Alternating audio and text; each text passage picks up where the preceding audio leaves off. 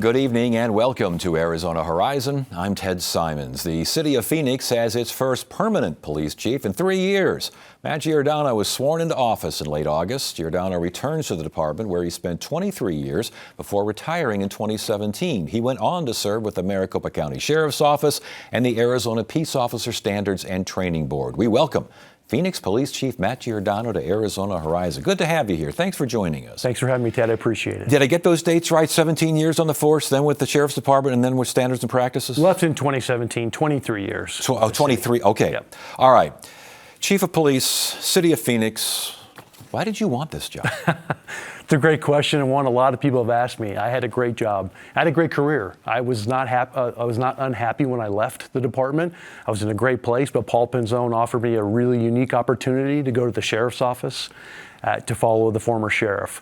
So I went over there with him, and I retired, but I retired happy. The city of Phoenix was great to me. The police department, wonderful place to work. I was over at Arizona Post. I'd been there about 6.5 years. Another great job, surrounded by really good people doing a really good mission, certifying and training police officers for the entire state.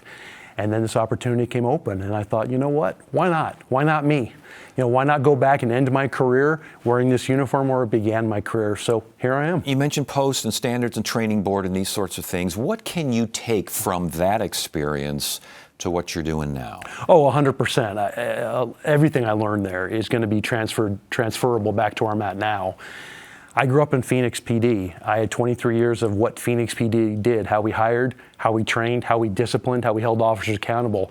Then I got to see it from the sheriff's perspective. Totally different. Then I got to see it at Arizona Post, where I supervised and oversaw 158 police agencies. So I saw all those same things, how they trained, how they hired, how they disciplined their officers. I'm taking the best of all of that, and I'm bringing it back to the Phoenix Police Department. You've used the word accountability. What does that word mean to you in this context? We hire humans, and humans make mistakes, and we need to make sure we provide them the training, the experience, and the skills to do their job effectively. But again, humans make mistakes. They're going to make mistakes, and they need to be held accountable. We need to ensure that we point out our clear expectations on the front end and point out where they fail to meet those expectations, and then figure out why. Is it intentional? We can deal with that. Or is it just a lack of training, a lack of knowledge, lack of skills, and we can provide that. We want everyone to be successful. Do these things go in cycles where it seems like there's more of one thing, maybe less of one thing? I mean, you know what I'm saying here? I do, and we always look for patterns and opportunities. If we see 3 or 4 officers in 1 week do the same thing wrong, clearly there's probably a training issue there we need to address, and we'll dig deep into that and figure out where we might have made a mistake.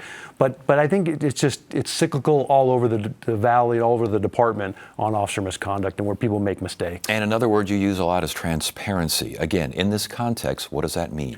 That just means that we're an open book. We work for the community. We serve at the pleasure of the community, and we need to make sure they understand why we're doing what we're doing. And if we do make a mistake, we explain how it happened and how we're going to eliminate that in the future. But again, it's the why, and I really talk a lot about why. So when someone asks me, why are you doing that? I need to be able to explain that to them, why we're doing what we're doing, because historically we haven't been good at that in the police world. I was going to ask about that. Has that been an issue with the Phoenix Police Department, and is that something that needs to be worked on? It's been a problem with policing in general, not just the Phoenix Police Department. I talk about it a lot when I was a young patrol officer, being on a street corner guarding a scene, and a community member would walk up and ask me, hey, what's going on? I knew it happened, but I was trained unofficially on no comment, nothing to see here, keep moving on.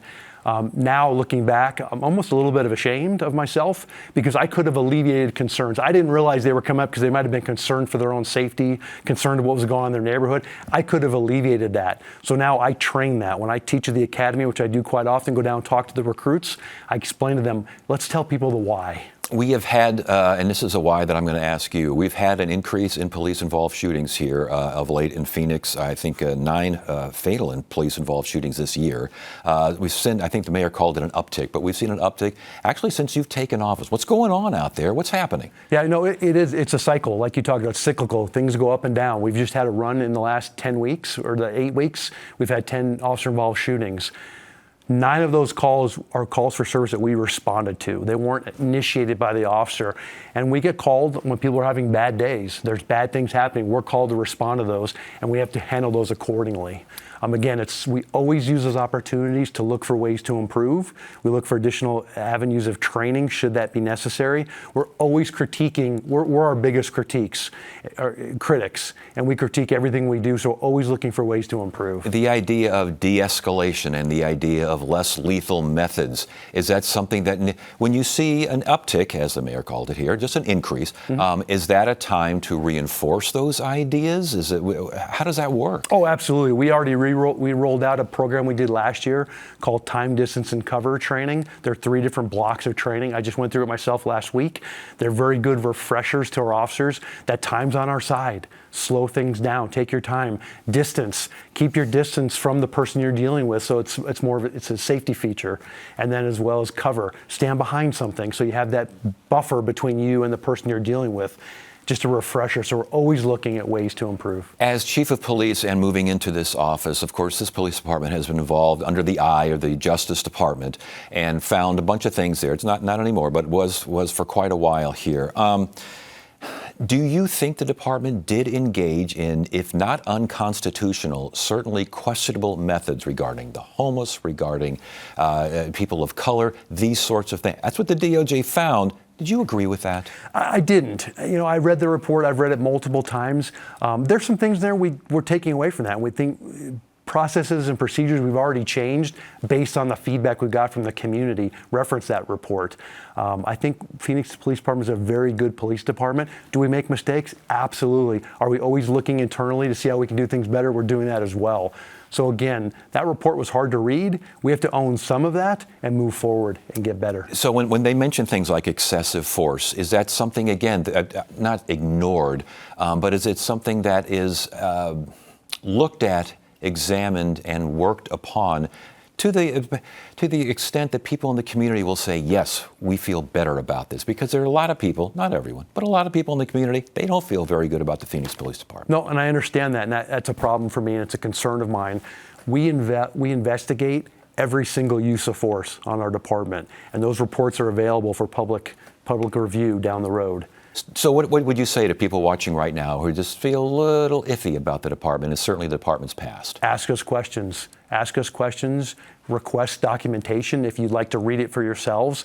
Look at our dashboards on phoenix.gov for the police department. We post a lot of things online now. You can read the reports. You can read the investigations. And if there's something you're not seeing on there, make a public records request, because again, we're fully transparent and we will release those documents to you. We police to the expectation of the community, and I believe the community expects us to be transparent, and that's what we're doing. Last question. What would you say to officers, the rank and file? You've said you want to support officers with what they need to serve the city better. What would you say to them to give them confidence in you? That I support them, that if they follow the rules, treat people well, that I will support them 100%. Okay, do you think that message is getting through? I think it is. I'm going out, hitting all the briefings. I'm hitting different bureaus and precincts. I'm going out to scenes to talk to officers out on the street, to engage them where they work. I'm listening to them. We also have a web email address that comes directly to me if they should have questions, and I'm routinely responding to them, answering their questions. So again, making myself available, transparent to the community, as well as transparent to the men and women inside the Phoenix Police Department. Phoenix Police Chief Matt Giordano, it's good to have you here. Thank you so much for the conversation. We appreciate it. Thank you for having me.